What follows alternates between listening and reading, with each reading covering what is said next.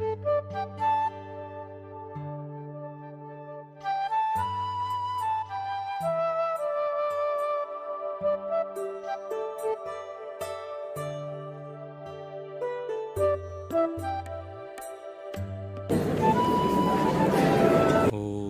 गणेशाय नमः। ओम श्री सरस्वत्यै नमः। ओम श्री गुरुभ्यो नमः। समस्तजनकल्याणे निरतं करुणामयं नमामि चिन्मयं देवं सद्गुरुं ब्रह्मविद्वरम्। सच्चिदानन्दरूपाय विश्वोत्पत्त्यादिहेतवे तापत्रयविनाशाय श्रीकृष्णाय वयं नुमः। श्रीकृष्णाय वयं नुमः। जय जय गोविन्द जय हरि गोविन्द जय जय गोविन्द जय जय गोविन्द जय हरि गोविन्द जय जय जय जय गोविन्द जय हरि गोविन्द जय जय गोविन्द जय जय गोविन्द जय हरि गोविन्द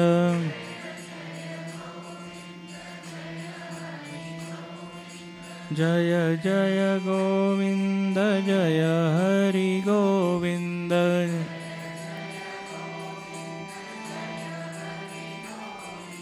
जय जय गोविन्द जय हरि गोविन्द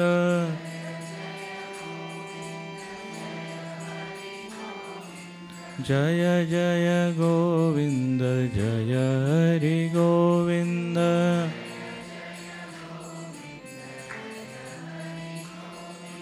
जय जय गोविन्द जय हरि गोविन्द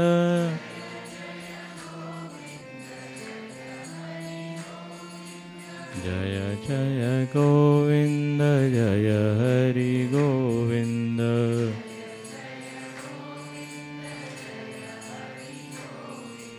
जय जय गोविन्द जय हरि गोविन्द जय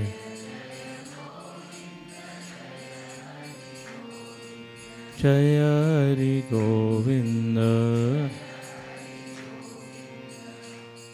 श्री कृष्णचंद्र भगवान की, श्रीमद्भागवत महापुराण की। एक दिन हमने कहा था कि भगवान के 3 रूप है, निर्गुण निराकार, सगुण निराकार और सगुण साकार।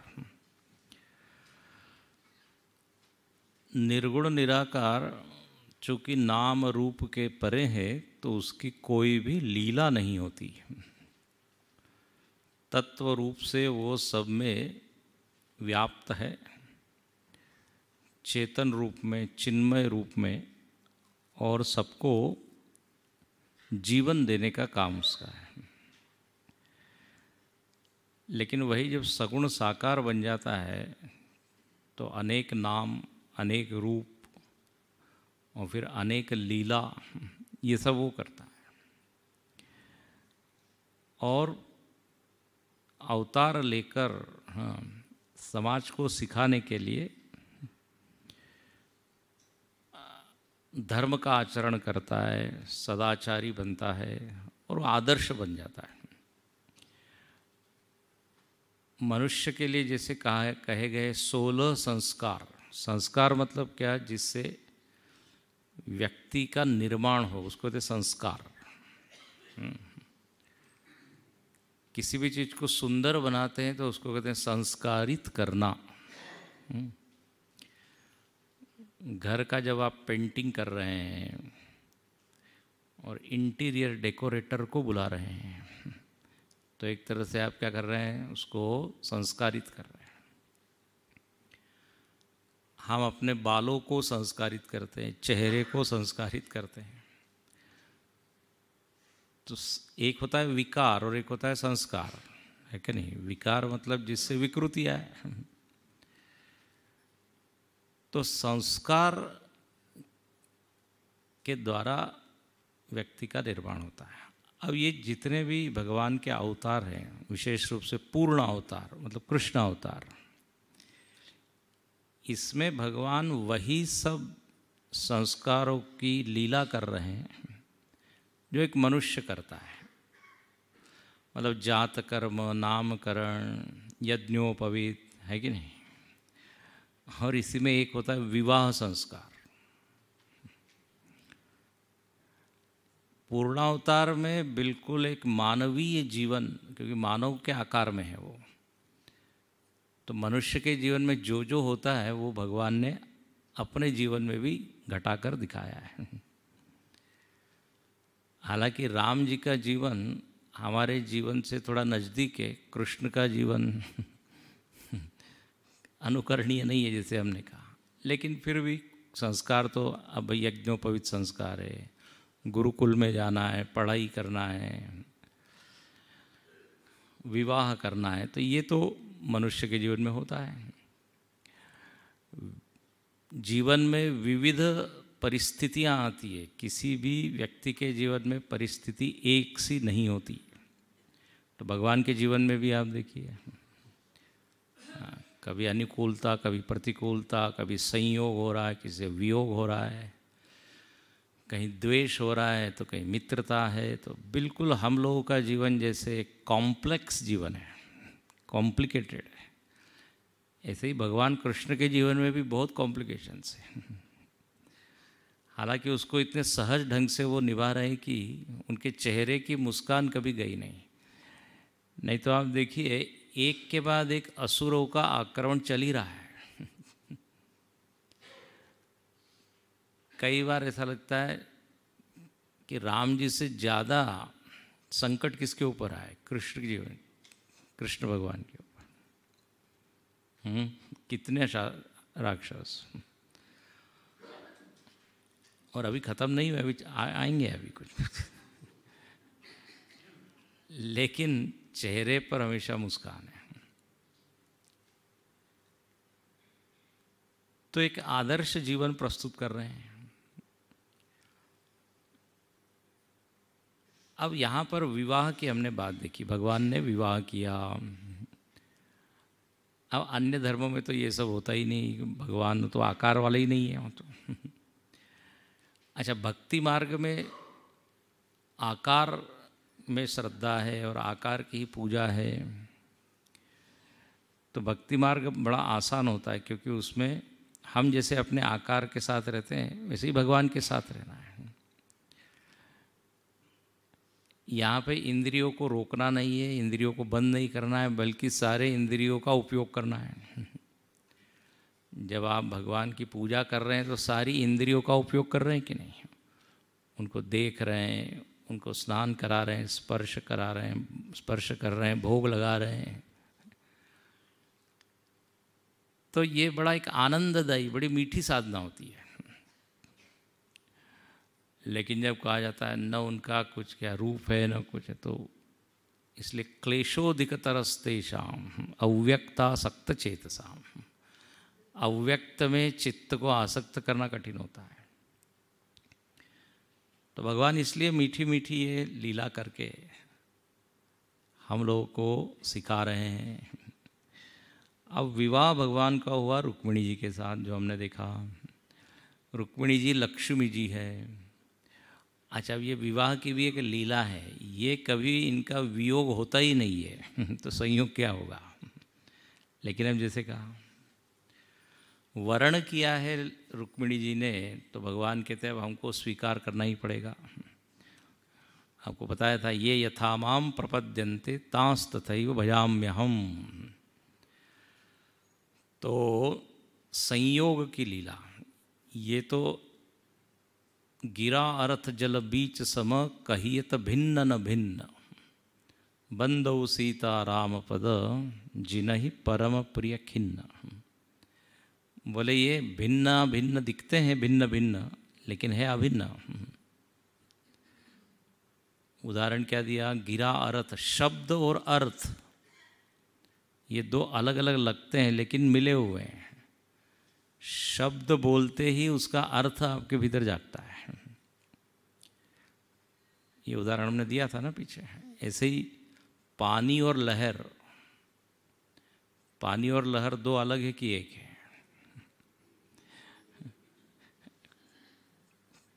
पानी तो एक वचन है, लहर अनेक, अनेक लहर। तो लगता है कि लहर पानी से भिन्न है। अच्छा, यदि उसको भिन्न कहा जाए तो फिर बिना पानी के भी लहर रहनी चाहिए। जैसे पुस्तक है और ये एनवलप है या माइक है, ये इससे भिन्न है, तो ये स्वतंत्र है ना, ये इसके बिना रह सकता है, ये इसके बिना रह सकता है। तो भिन्न कहते ही स्वतंत्र अस्तित्व हो जाएगा। तो होता है क्या? लहर को लेके आ जाओ लेकिन पानी को नहीं लाना होगा, ऐसा होगा? लहर बिना पानी के नहीं है, तो अभिन्न है। लेकिन क्या पानी का विलास, पानी का खेल ही क्या है? लहर है। लेकिन लहर वास्तव में कोई चीज़ नहीं है, पानी का ही एक आकार है। लेकिन अब कहने के लिए हम दो कहते हैं, लहर और पानी। इसको कहते हैं कहियत भिन्न न भिन्न। ऐसे ही भगवान और भगवान की शक्ति, हाँ, भगवान और भगवान की प्रकृति भी कहते हैं, ये दोनों मिले हुए हैं। अर्धनारीश्वर का जैसे एक चित्र आता है। कालिदास जी ने शिव पार्वती को बोला है, जगत पितरौ वंदे पार्वती परमेश्वर। तो ऐसे लक्ष्मी नारायण, रुक्मिणी जी शक्ति है। अब देखिए, रुक्मिणी जी नारायण भगवान के साथ ही रह सकती है, क्योंकि रुक्मिणी जी को और कोई संभाल नहीं सकता। अनंत शक्ति को संभालने के लिए अनंत शक्तिमान ही चाहिए। जैसे 1000 वाट की जो इलेक्ट्रिसिटी, वो यदि आप प्रवाहित करें 40 वाले बल्ब में, फ्यूज हो जाएगा। उसको संभालने की ताकत होनी चाहिए। उस दिन बता रहे थे ना हम, थोड़ा सा धन ज़्यादा हो जाता है तो लोग पागल हो जाते हैं। तो पात्र होना चाहिए। रावण ने सीता जी को चाहा और देखिए रावण का नाश हुआ,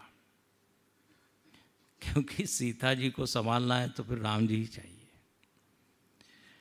ये तो शक्ति और शक्तिमान, अनेक तरह की शक्तियां हैं। अभी हम देखेंगे भगवान के बहुत सारे विवाह हुए हैं, वो सब शक्तियों के रूप हैं। हम लोगों के पास ये शक्ति मिली हुई है, थोड़ी थोड़ी थोड़ी थोड़ी शक्ति, अनंत शक्ति तो नहीं है। अच्छा, ये शक्ति अपनी नहीं है, भगवान की है, ऐसा हम क्यों कह रहे हैं? ऐसा क्यों कहना चाहिए? सीधा तर्क है, यदि ये शक्तियाँ अपनी होती तो हमेशा अपने पास रहती। लेकिन ये शक्ति धीरे धीरे क्या होती है? चली जाती है। जो जिसकी होती है वो तो उसके पास ही रहेगी ना भाई।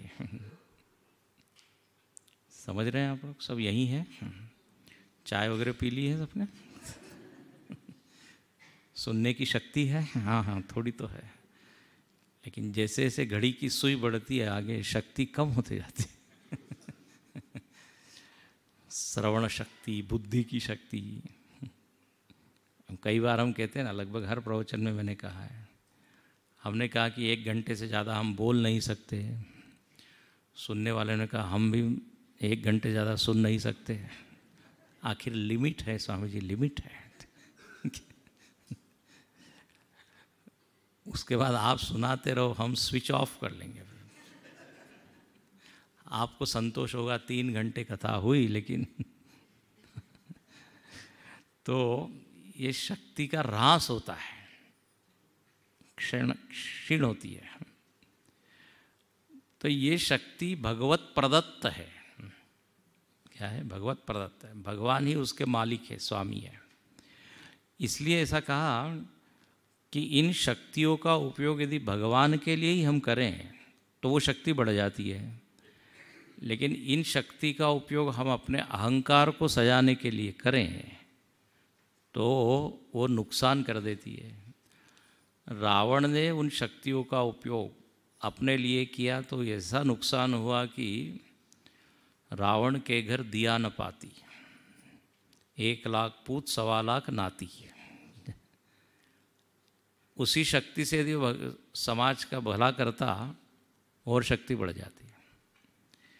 इसलिए कहते हैं ना, विद्या विवादाय धनम मदाय शक्ति परेशान परपीड़नाय खलस्य साधु विपरीतमेतत् एतत् ज्ञानाय दानाय च रक्षणाय। कहते हैं 2 लोगों के पास शक्ति होती है, दुष्ट लोगों के पास भी होती है और अच्छे लोगों के पास भी होती है। लेकिन फर्क क्या होता है? विद्या विवादाय, उनके पास ज्ञान शक्ति है तो वो विवाद करते हैं, सिद्ध करते हैं, हम बड़े महान हैं, तुमको कुछ नहीं आता है। ये दुष्ट लोगों की विद्या, विवाद करने के लिए। धनम मदाय, ये धन शक्ति से मद होता है उनको और अपना प्रदर्शन करते हैं। और शक्ति जो शारीरिक शक्ति है उसका क्या? परेशान परपीड़नाय, परपीड़ा देने में उसका उपयोग करते हैं। जैसे ही बाहर वो निकलते सब लोग घबरा के छिप जाते हैं। ये उनकी शक्ति, ये दस्यु वृत्ति है। शक्ति क्या है? ये गलत उपयोग कर रहे हैं मतलब दस्यु वृत्ति। दस्यु मतलब डाकू होता है। शक्ति परेशान परपीड़नाय। लेकिन यही ये शक्तियाँ, ज्ञान शक्ति, शारीरिक शक्ति, आर्थिक शक्ति, ये सब शक्ति अच्छे व्यक्ति के पास आती है तो क्या होता है? ज्ञानाय दानाय च रक्षणाय। वो दूसरे के अज्ञान को दूर करने के लिए उस ज्ञान का प्रयोग करता है। निर्बल के मदद करने के लिए वो करता है। निर्बल के बलराम कहते हैं। और रक्षणाय, तो ज्ञानाय दानाय, धन है तो दान। लक्ष्मी जी जो है ना वो दान के द्वारा भी चलती है। दानम भोगः नाशः, 3 तरह से पैसा या धन चलता है। या तो भोग करके उसको क्षय करो, या गलत चीज़ें में लगा के उसका नाश करो, या दान में।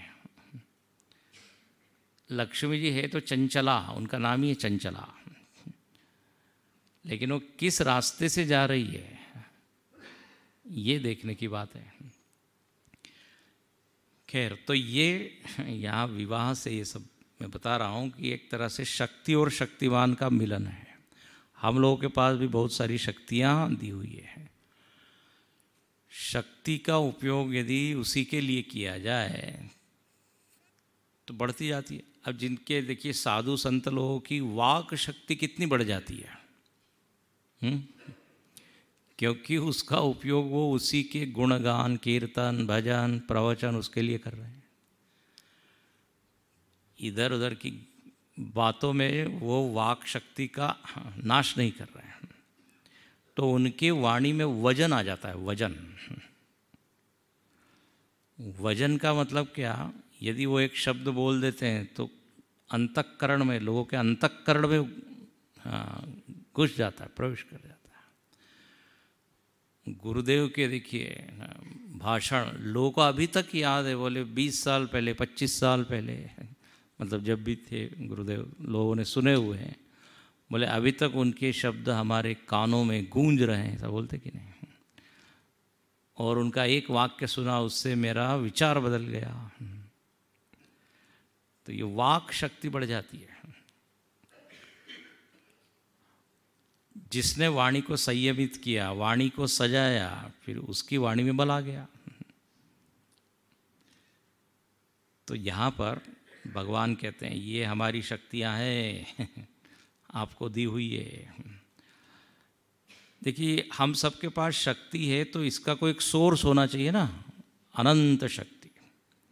जैसे अब ये सारे बल्ब में इधर उधर माइक में सब दूर इलेक्ट्रिसिटी आ रही है तो कहीं एक पावर हाउस है, वहाँ से सप्लाई हो रहा है।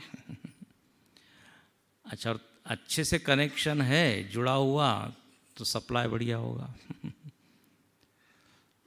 तो ये सत्संग में हम बार बार अपने आप को क्या कर रहे हैं, कनेक्ट, जोड़ने का प्रयत्न कर रहे हैं। अब कहते हैं यहाँ पे ये विवाह की लीला हुई, लक्ष्मी नारायण हो गए ना, लक्ष्मी नारायण। आगे अब कथा आती है, अभी एक विवाह नहीं, अभी और 7 विवाह है, लेकिन उसकी विस्तार से कथा यहाँ नहीं करेंगे, केवल उल्लेख मात्र। कुल मिला के 8 विवाह है।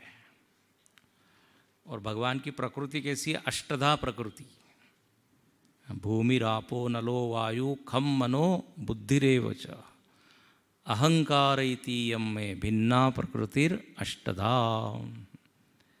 ये 8 देवियाँ, 8 शक्ति का प्रतीक है। आपने देखा होगा देवी की अष्टभुजा, उस दिन बताया था ना, तो भगवान ही उसके स्वामी हैं। लक्ष्मी के ही अनेक प्रकार हैं, अष्टलक्ष्मी, धैर्य लक्ष्मी, वीर्य लक्ष्मी, संतान लक्ष्मी, है ना, हाँ, धन लक्ष्मी थे। अब अभी नवरात्रि में देखिए शक्ति पूजा ही हुई, लक्ष्मी, सरस्वती, दुर्गा, सब शक्ति के प्रकार। दुर्गा सप्तशती पढ़े तो दुर्गा जी के कितने रूप है, काली, महाकाली और बहुत सारे। तो शक्ति ही शक्ति है, सब दूर। अब वैज्ञानिक लोग भी यही कहते हैं ना, सब दूर क्या है, एनर्जी है, energy, heat energy, electric energy, this energy, atomic energy. अब यहाँ पे वर्णन आता है आगे कि एक बार क्या हुआ, भगवान कृष्ण के ऊपर कलंक लगा, झूठा कलंक। शायद भगवान कृष्ण ने गणेश चतुर्थी के दिन चंद्र दर्शन कर लिया होगा। ऐसा कहते हैं ना, आप जानते हैं कि नहीं, गणेश चतुर्थी के दिन जो, अच्छा, और मज़ेदार होती है उसी दिन ही वो मालूम नहीं क्या कुछ होता है कि दिख जाता है। रोज नहीं देखेंगे लेकिन उस दिन हो जाता है ऐसा। तो खैर उनको क्या हुआ, उनके ऊपर कलंक लगा। किसने कलंक लगाया, तो कहते हैं एक राजा था जिसका नाम था सत्राजित। सूर्य के वो बड़े भक्त थे सत्राजित, और सूर्य भगवान ने प्रसन्न होकर उनको जो है एक ऐसी मणि दी थी एकदम। और सूर्य के वो भक्त थे तो सूर्य ने वो दिया था तो सूर्य की तरह चमकदार एकदम। अब वो जो है सत्राजित उसको पहन के घूम रहे हैं इधर उधर। भगवान ने कहा ये कीमती मणि है। अच्छा, उस मणि का एक गुण था, विशेषता थी, 8 भार सोना प्रतिदिन वो मणि दिया करती थी। 8 भार सोना, भार मतलब क्या, तो चलो अपनी भाषा में बोल दीजिए 8 किलो सोना रोज। क्या, 8 तोला नहीं है, किलो। खूब सोना उसमें से निकलता था।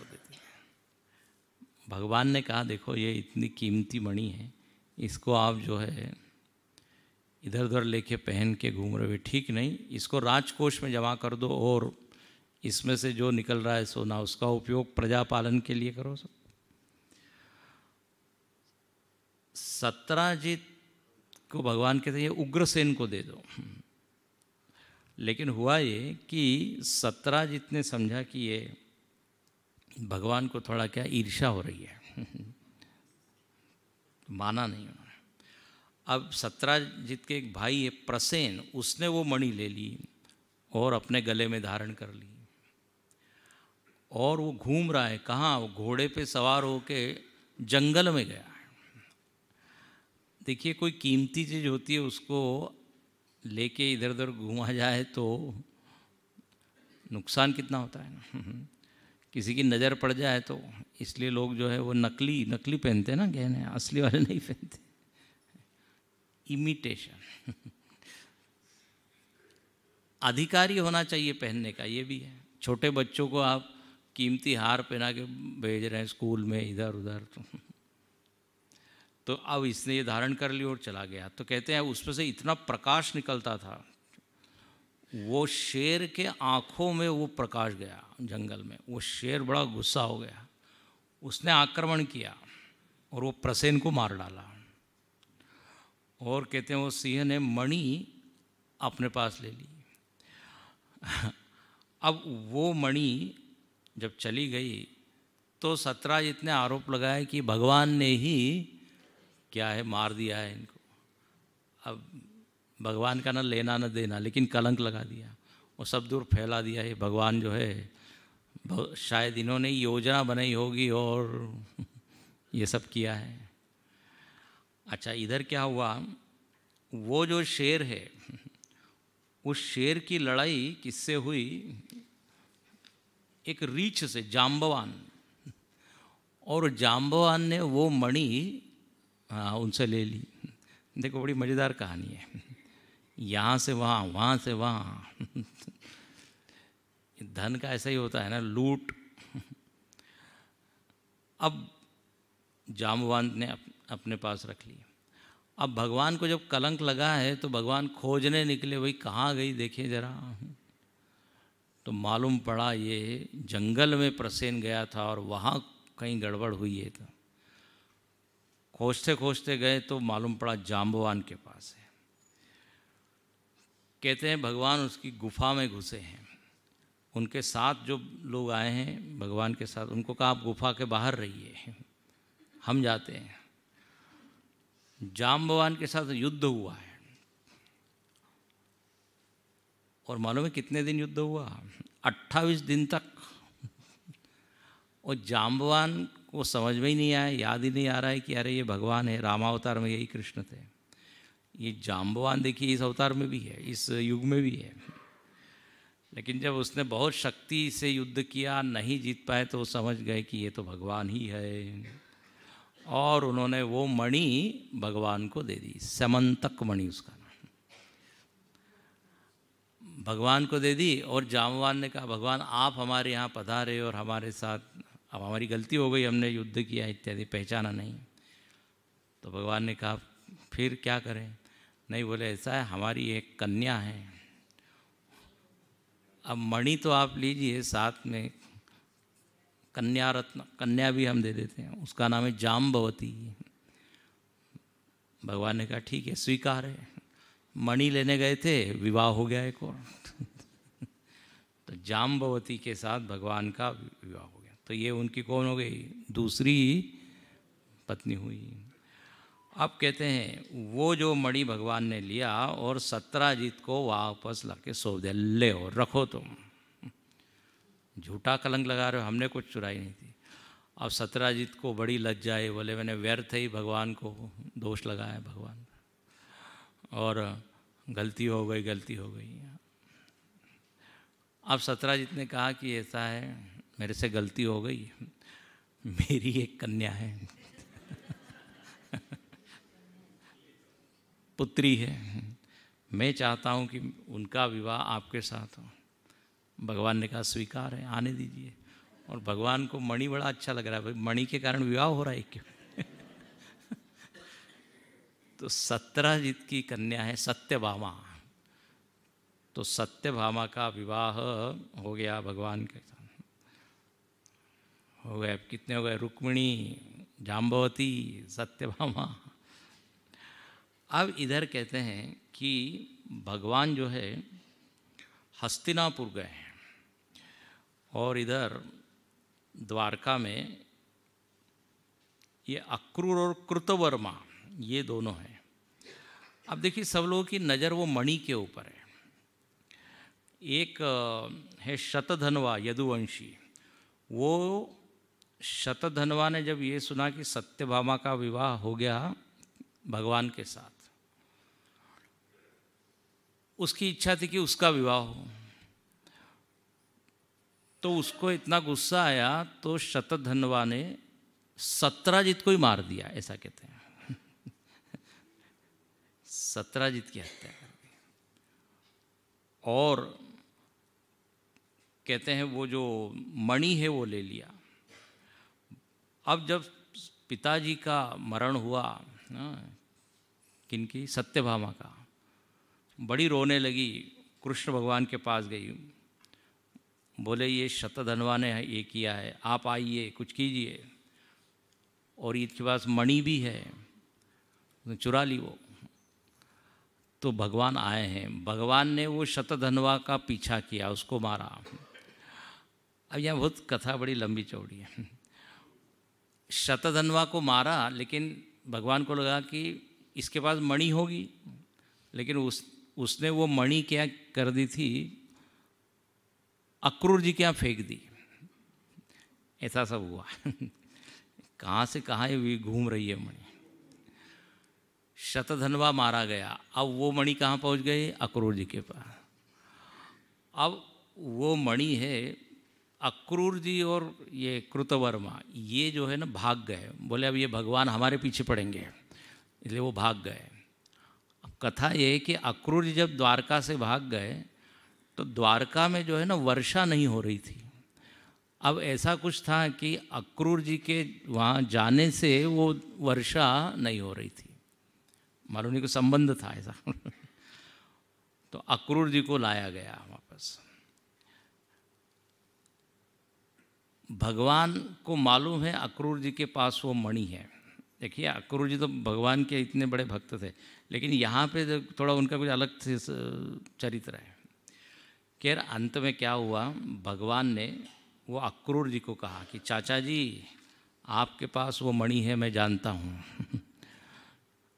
आप जो है उसको लेके आइए और सभा में सबके सामने दिखाइए कि वो आपके पास है, नहीं तो फिर हमारे ऊपर लोग आरोपित करेंगे, कलंक लगाएंगे, और उसको राजकोष में जमा कीजिए। तब अक्रूर जी ने वो मणि लौटा दी और फिर उस उग्रसेन को वो दिया।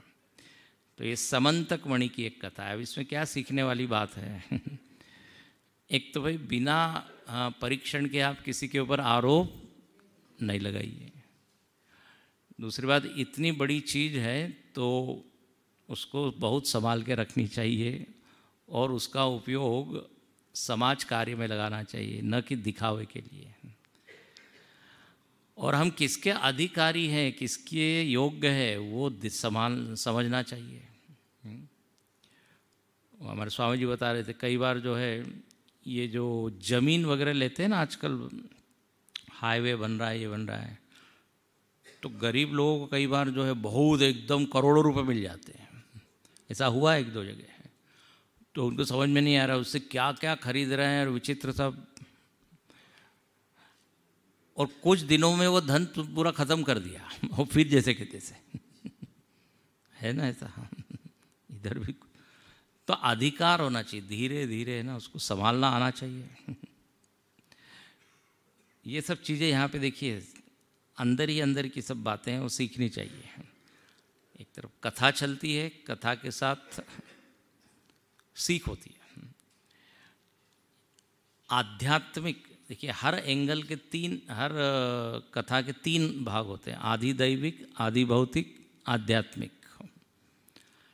ये आधि दैविक स्तर पे सब चल रहा है, लेकिन यही आधि भौतिक मतलब समाज में भी चल रहा है। समाज में भी होता है कि नहीं, और अपने अंतःकरण में भी है, ये सारी वृत्तियों का ही खेल है। तो ये तीनों देखते रहना चाहिए। अब हुआ ये कि भगवान के कितने विवाह हो गए, 3 विवाह। अब यहाँ पे आगे विवाह का भी कथा है, छोटी छोटी एक एक पैराग्राफ में कौन कौन सी भगवान की पत्नियाँ हुई, तो केवल मैं नाम आपको सुना देता हूँ। कालिंदी, मित्रवंदा, सत्या, लक्ष्मणा, भद्रा, ये कितनी हुई, 5 की 6, 5 ना, बोले फिर से सुनाइए, इतने जल्दी आपने बोल दिया कि कुछ ग्रहण ही नहीं कर पाए, क्योंकि हमारे बुद्धि पे ग्रहण लगा हुआ है। शुरुआत से बताते हैं। रुक्मिणी, जाम्बवती, सत्यभामा, कालिंदी, मित्रवंदा, भद्रा, सत्या और लक्ष्मणा, 8 हो गए। इस तरह यहाँ पर ये 8 विवाह है। ये रामावतार और कृष्णावतार में यही फर्क है, एक के बाद विवाह पे विवाह हो रहे हैं। अभी तो हजारों में विवाह है, हाँ हजारों में। यस, तो ये विवाह की कथा हुई। अब कहते हैं एक असुर है, उसका नाम है भौमासुर। भौमासुर की कथा आती है। 2 मिनट नाम स्मरण करें। गोविंद जय जय गोपाल जय जय गोविंद जय जय राधा रमण हरि गोविंद जय जय राधा रमण हरि गोविंद जय जय राधा रमण हरि गोविंद जय जय गोपाल जय जय गोविंद हरि हरि गोविंद राधे गोविंदा हरि हरि गोविंद राधे गोविंदा राधे गोपाला राधे गोविंद हरि हरि गोविंद राधे गोविंदा हरि हरि गोविंद जय जय गोपाल जय जय गोविंद राधा रमण हरि गोविंद जय जय राधा रमण गोविंद गोविंद जय जय गोपाल जय जय गोपाल जय जय गोपाल। बोलिए कृष्ण कन्हैया लाल की। परीक्षित महाराज ने पूछा, किससे पूछा? सुखदेव जी से। क्या बोले? हमने सुना है कि भगवान कृष्ण ने भौमासुर को मारा था, और ये भौमासुर ने बहुत सारी स्त्रियों को बंदी गृह में डाला था, भगवान ने उनके साथ विवाह किए थे। बोले वो कथा क्या है, सुनाइए। तो यहाँ सुखदेव जी कहते हैं, एक भौमासुर नाम का बड़ा भयंकर राक्षस असुर था, राजा भी था। उसने जो है सारे देवताओं की सब चीज़ें छीन ली थी और अपना राजधानी बनाई थी। प्राग ज्योतिषपुर उसकी राजधानी का नाम है, प्राग ज्योतिषपुर। और उस राजधानी को उसने ऐसा सुरक्षित किया हुआ था कि कोई उसमें प्रवेश नहीं कर सकता था। उसने रक्षा के लिए एक दैत्य को नियुक्त किया था, उसका नाम था मुर। भगवान ने उसको मारा था, इसलिए भगवान का नाम हुआ मुरारी। हम बोलते हैं ना, श्री कृष्ण गोविंद हरे मुरारे। और वो पूरे क्या कहते हैं, चारों ओर से वो दैत्य रक्षा करता था, कोई घुस नहीं सकता था। वो जैसे होता है ना, कई बार वो इलेक्ट्रिक फेंस होता है, प्राणी कोई घुसने बेचारे वो उनको शौक लगता है। या कई बार वो लैंड माइन्स होते हैं, आप पैर रखोगे तो फड़ाक से बम फूटेगा। इसी तरह का कुछ रहा होगा। यहाँ लिखते पूरे घेरा हुआ था उसने, सुरक्षित थी उसकी नगरी। अब ये भौमासुर जो है वो, इसका एक विचित्र स्वभाव, लोगों को तो मार रहा है। देखो, भौ मतलब था पृथ्वी, पृथ्वी का वो पुत्र है, लेकिन पृथ्वी कोई खुश नहीं है, क्योंकि विचित्र तरह का इसका व्यवहार है, अत्याचार कर रहा है, आतंक मचा रहा है। भौमासुर, इसी का नाम दूसरा भी है नरकासुर। नरकासुर। पृथ्वी देवी बहुत परेशान है, वो भगवान के पास जाती है, कहती है नमस्ते देवदेवेश शंखचक्र गदाधर भक्तेच्छोपात रूपाय परमात्मन नमोस्तुते। नमः पंकजनाभाय नमः पंकजमालिने नमः पंकजनेत्राय नमस्ते पंकजांग्रे। नमो भगवते तुभ्यं वासुदेवाय विष्णवे पुरुषायादि बीजाय पूर्णबोधाय ते नमः। भगवान की स्तुति कर रही है, नमः नमः नमः। सब कुछ आपका ही है, अब मैं आपकी शरण में आई हूँ। हाँ, आप क्या कीजिए, ये जरा भौमासुर को इसका पाठ पढ़ाइए इसको जरा। भगवान कहते हैं जरूर इसको हम नष्ट करेंगे। अब इसने क्या किया था, अनेक स्त्रियों को बंदी बनाया था, और इसका एक विचित्र एक संकल्प था कि 1,00,000 स्त्रियों के साथ मैं एक साथ विवाह करूंगा, ताकि मेरा नाम Guinness book of world record में लोग ऐसा कुछ कुछ विचित्र करते हैं, एक ही इसके लिए क्या, Guinness book of world record में आते रहता है ना, को क्या क्या करते हैं कुछ। खैर भाई, तो उसको ये बनाना था। अब वो गिन रहा है कितने लोग स्त्रियों को पकड़ के लेके आए, तो 16,000 स्त्रियों को उसने जो है बंदी बनाया हुआ है। अरे बाप रे। आप कहते हैं भगवान को ये मालूम पड़ा है, और पृथ्वी माता ने तो स्तुति की ही है, तो भगवान जो है उस वहाँ जाते हैं और उस भौमासुर को मारते हैं। उन सारी स्त्रियों को क्या करते हैं, मुक्त करते हैं। अब सारी स्त्रियों को मुक्त तो कर दिया, लेकिन अब ये समस्या हुई कि इनके साथ विवाह कौन करेगा। हाँ, यही इसके जेल में रही हुई है। सारी के सारी वो कन्याएं, स्त्रियां भगवान की शरण में जाती है और भगवान से प्रार्थना करते थे कि आप ही सबके स्वामी हो, आप ही सबके पति हो, तो आप जो है हमको स्वीकार करें। तब कहते हैं भगवान ने सबको ग्रहण किया, सबको आधार दिया और सबके पति हो गए। वो तो जगतपति है, जगन्नाथ है। ये वास्तव में भगवान ने बड़ा क्रांतिकारी कदम उठाया। ध्यान से सुनना, ये विवाह भोग के लिए नहीं था, बल्कि उन सबको बचाने के लिए था। और एक सबसे महत्वपूर्ण बात ये कि जितनी ये कन्या हैं उतने भगवान हैं। ठीक है ना, उतने भगवान ने रूप लिए हैं, वर्णन आता है। नहीं तो कोई कहे भगवान यदि 1000 विवाह कर सकते तो हम 2-4 विवाह क्यों न करें। अरे एक विवाह तो ठीक से नहीं संभल पा रहा है तुमसे। आजकल तो बड़ी समस्या है ये, बहुत तलाक का रेट बहुत बढ़ गया है, मालूम है, मतलब संख्या। परिवार चलाना, परिवार को निभाना। फिर यहाँ पे अधिकार की बात आई है। अभी जैसे हमने शक्ति की बात की ना,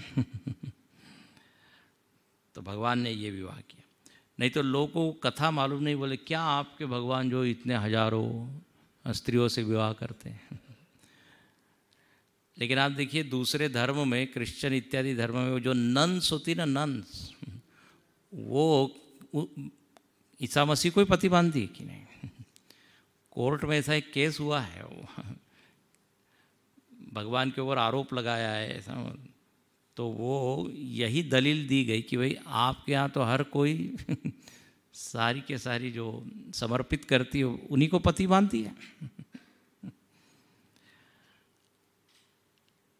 भगवान की लीला बहुत गहरी है, उसको समझने के लिए कोई विद्वान ज्ञानी उसके सानिध्य में रह के समझनी पड़ती है सब चीज़ें।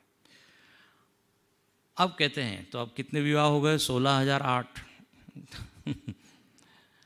अब आगे एक कथा आती है, वो है पौंड्रक राजा की कथा है। पौंड्रक, वो पौंड्रक जो है एक ऐसा एक राजा था, उसको लगता था कि मैं ही क्या हूँ, मैं ही वासुदेव कृष्ण हूँ, मैं कृष्ण हूँ। और वो जो द्वारका में रहने वाला है ना, वो तो नकली है, मालूम नहीं कैसे उसको भ्रांति हो गई थी। और वो भगवान की तरह रहता था। भगवान के पास गरुड़ का वाहन है, तो उसने लकड़ी का एक गरुड़ बनाया था। ये बड़ी विचित्र कथा है। और उसको ये ज्ञात हुआ है भगवान के 4 हाथ हैं, तो 2 लकड़ी के हाथ लगा के, और एक सभा बना ली थी, उसमें वो बैठता था, दर्शन देता था। और एक दिन उसने अपने सेवक को कहा, बोले जाओ द्वारका में और कहो कि असली वासुदेव तो मैं हूँ कृष्ण। यदि तुमको सिद्ध करना है कि तुम असली हो तो युद्ध करो मेरे साथ। तो वो पौंड्रक का जो दूत है, अच्छा वो भी सब नकली शंख चक्र गदा जो है उसने बना लिए थे, और ऐसा दर्शन दे रहा है सबको। यहाँ वर्णन है, एक वनमाला भी उसने, कौस्तुभ मणि, और भगवान वैजयंती माला धारण करते, ये भी धारण कर बैठा है, मुकुट इत्यादि उसने बना लिया है, सब बनावटी है। अब भगवान एक दिन बैठे हैं, दूत आया है उनका, बोले कौन हो? बोले हम आए हैं, असली विष्णु जो है वो वहाँ है, आप नकली हो। और उन्होंने आह्वान किया है युद्ध करो और सिद्ध करो। भगवान उसकी बात को सुन के बड़े हंसते हैं, बोले ये, बोले अच्छा। तो यहाँ वर्णन है उनका युद्ध हुआ है और वो पौंड्रक को मारा है। लेकिन भगवान को थोड़ी प्रसन्नता भी है, खुशी भी है। क्यों? बोले इसने नकल की तो मेरी की। नकल में भी अकल लगती है ना, बोलते। तो उसको मार के भगवान ने सारूप्य मुक्ति दी। सारूप्य मतलब भगवान के जैसा हो जाना। बोले कम से कम ये कॉपी कर रहा है तो मेरी कॉपी कर रहा है, तो ये भी अच्छा है। झूठ मूठ में ही यदि हम अपने आप को भगवान का भक्त माने तो उसका भी लाभ है। अखंडानंद जी महाराज तो कहते थे कि आप झूठ मूठ में ही अपने आप को ब्रह्म मानो। थोड़ा 2 मिनट सोचो ऐसा कि यदि मैं ब्रह्म हूँ तो, हाँ, उसको एक उपासना भी बोलते हैं, अहम ग्रह उपासना। जबरदस्ती भाव बनाना, मैं शरीर नहीं हूँ, मैं मनुष्य नहीं हूँ, मैं ये नहीं हूँ। मन बुद्धि चित्तांगा, मैं कौन हूँ? चिदानंद रूप शिवोहम शिवोहम, ऐसा सोचिए। भले ही आज हमारे भीतर जीव भाव है, लेकिन यदि आपको ब्रह्म तक पहुंचना है तो ये उपासना कीजिए। तो देखिए यहाँ पर इस तरह भगवान ने उसको सारूप्य मुक्ति, 4 प्रकार की मुक्ति है, सालोक्य, सायुज्य इत्यादि। अब आगे ये हुआ कि देवर्षि नारद ने ये बात सुनी कि भगवान ने जो है 16,000 विवाह किए। हाँ, तो नारद जी को बड़ी ही उत्सुकता है, बोले इतने सारे पत्नियों के साथ भगवान कैसे रह रहे हैं। और ये नारद जी बहुत ही क्या होते, जिज्ञासु है, क्या कहाँ चल रहा है सब खबर रखते हैं। तो नारद जी पहुँचते हैं और ये भी उन्होंने सुना है कि ये नरकासुर को भगवान ने मारा है। अच्छा, ये भी आपको बता दें, हम लोग जो दिवाली बनाते हैं, दिवाली, हाँ, तो एक नरक चतुर्दशी होती है। तो वो उसी दिन भगवान ने उसको मारा है। और क्या कहते हैं कि इधर महाराष्ट्र में, एमपी में तो यही प्रसिद्ध है कि सूर्योदय के पहले उस दिन स्नान करना चाहिए, नरक चतुर्दशी के दिन। उसके बाद में यदि आप नहाओगे तो नरक में जाओगे, ऐसा है। शायद ये परंपरा इसलिए डाली है कि कम से कम साल में एक दिन तो सुबह जल्दी ना। हाँ, ऐसा है कहीं कहीं। अब अलग अलग जगह अलग अलग प्रांतों में उसका अलग अलग। उधर गोवा में तो नरकासुर का बहुत बड़ा वो बनाते हैं, नरकासुर की है क्या, गोवा से कोई यहाँ नहीं, उसकी एक यात्रा निकालते फिर उसको जलाते हैं, ऐसा कुछ है उधर। जलाते कि नहीं मालूम नहीं, आई डोंट नो, पर उधर कुछ है उस नरकासुर का। तो प्रसिद्ध ये नरक चतुर्दशी। लक्ष्मी जी की पूजा होती है उसके बाद देखिए, हाँ दिवाली का है, उसके पहले का दिन ये होता है।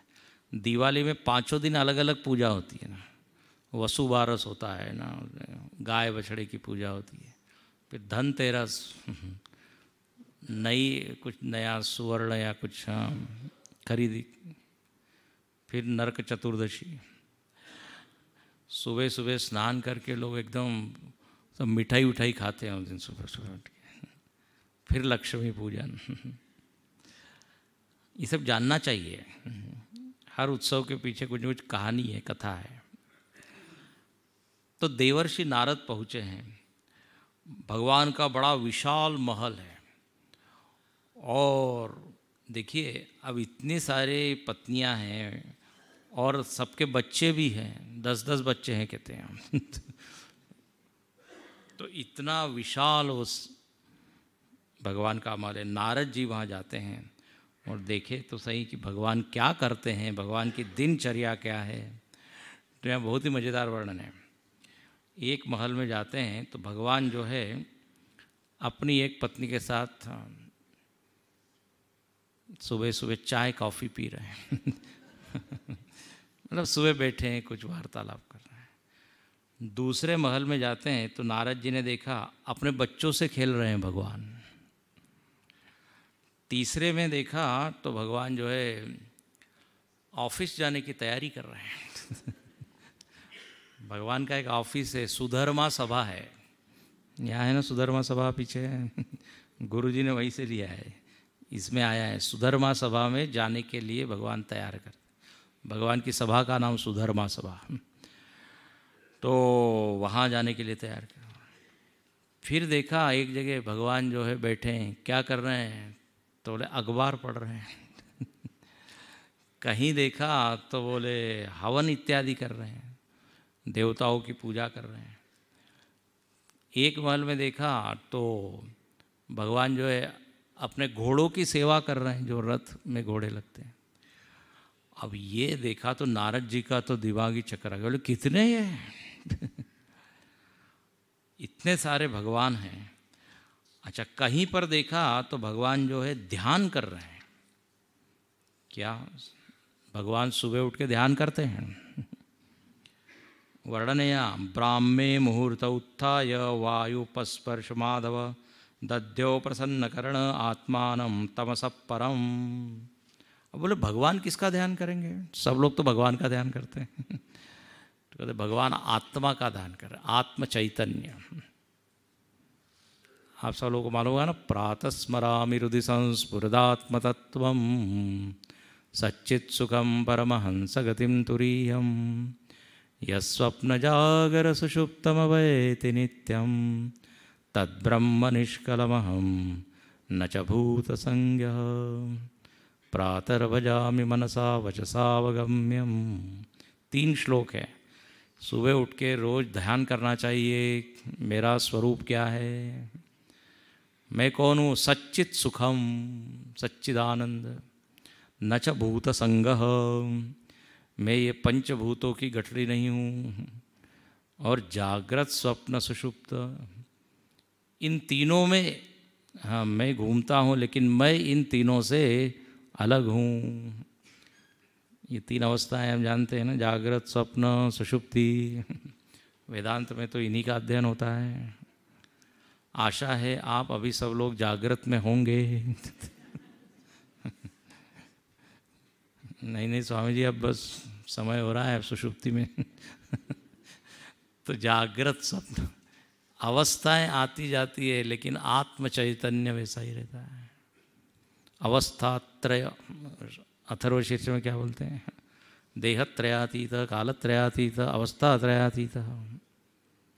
तो यहाँ पर भगवान जो है ब्रह्म मुहूर्त में हाँ, सुबह उठ के ध्यान करते हैं, फिर गायों को कुछ खिलाते हैं, हाँ, देवताओं का दर्शन करते हैं, बहुत सुंदर यहाँ नीति। फिर संध्या वंदन करते हैं, गायत्री उपासना, पितरों का तर्पण करते हैं। ग्रंथ पढ़ने से मालूम पड़ता है अपनी क्या क्या परंपराएं हैं। अब हम लोग तो इन सब चीज़ों इतने दूर हो गए हैं। तो ऐसी दिनचर्या नारद जी ने देखी। नारद जी ने प्रणाम किया, बोले आपको तो जानना कठिन है, आप अनंत है, इतने सारे लोगों के साथ आप रह रहे हैं, सब आनंद से रह रहे हैं, आपकी लीला आप ही जाने। इस तरह यहाँ पे एक ये छोटा सा प्रकरण हुआ। उसके बाद क्या हुआ, तो बोले एक जरासंध जो था ना, जरासंध, ये जरासंध ने भी अनेक लोगों को कैद किया हुआ था। तो एक दूत आके कहता है भगवान को, बोले आप ये जरासंध को मारिए और उसके कैद में जितने राजा हैं उनको आप मुक्त कीजिए। तो भगवान वो कार्य करते हैं। लेकिन अब अभी हम यहाँ रुकते हैं और उसके बाद एक सुंदर कथा आती है, वो है बहुत ही प्रसिद्ध, सुदामा जी का चरित्र आएगा आगे। ठीक है, अब आज हम यहीं रुकते हैं, फिर 7 बजे मिलेंगे।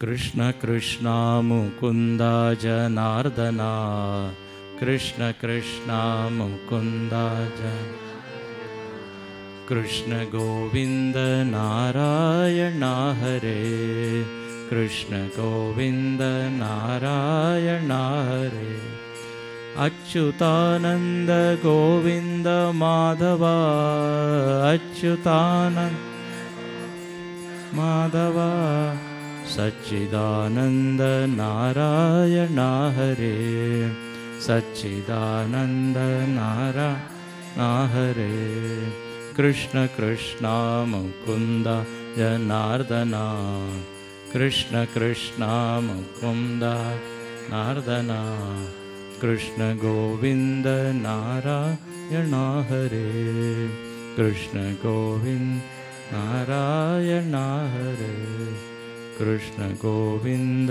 नारायण हरे, कृष्ण गोविंद नारायण हरे। बोलिए श्री कृष्ण कन्हैया लाल की। ओम पूर्णमद पूर्णमिदं पूर्णमुदच्यते पूर्णस्य पूर्णमादाय पूर्णमेवावशिष्यते। ओम शांति शांति शांति। हरि ओम। श्री गुरुभ्यो नमः। हरि ओम।